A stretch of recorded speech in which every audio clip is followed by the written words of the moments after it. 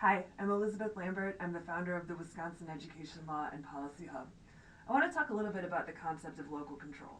So, if you look at the law in Wisconsin that governs public schools, that phrase of local control just pops up over and over and over. It's in DPI guidance, it's in court decisions, and what it stands for is the idea that it's really up to local school boards to make the sort of big decisions about how school's going to run and what kids are going to learn and what they're going to experience in school. There's agencies like DPI and the U.S. Department of Education that kind of put some boundaries around how school districts operate, and those are acting on statutes and other sources of law. But really, like the day-to-day meat of how a school runs, that's going to be decided by the school board. It's interesting, though, how school boards choose to wield that local control, because it often isn't what you'd really like picture or what you'd imagine local control looking like. Often school boards, they don't actually write their own policies.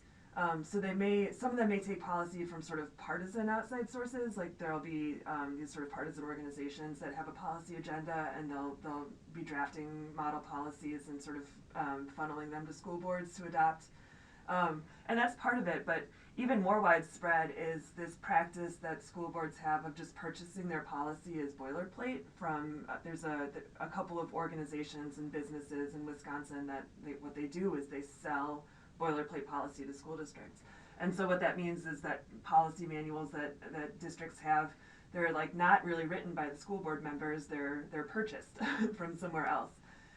And that's not really what local control means to me. I mean, it's not that these policies are like reflective of the will of the community. They're not drafted through a democratic process that involves, community people showing up and talking about what they need. It's really more just kind of signing off on something generic.